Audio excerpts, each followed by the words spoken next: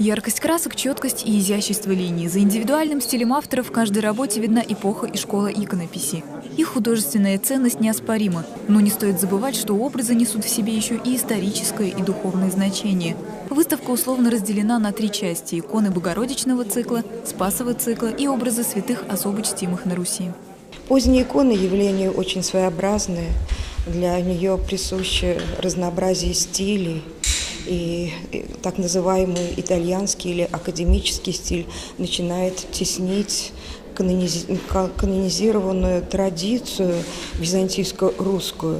И в скульптуре тоже происходят подобные процессы. Наряду с древнерусскими традициями намечаются и видны черты европейского барокко.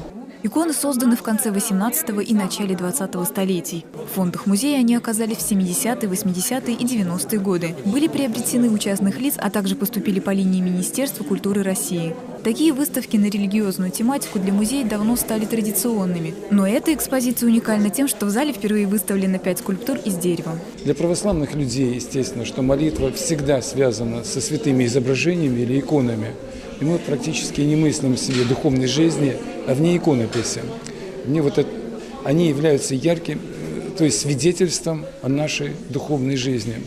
И вместе с тем иконы, их уровень написания свидетельствует о том, какого духовного уровня достигли люди, обращающиеся к ним, иконописцы наши. Узнать имена авторов работ практически невозможно. Оставить свою подпись для них было неприемлемым. Считалось, что во время написания образа именно Бог водит рукой художника. Именно поэтому до нас дошло так мало имен выдающихся иконописцев. Ирина Пятина, Андрей Просвиркин. Народные новости.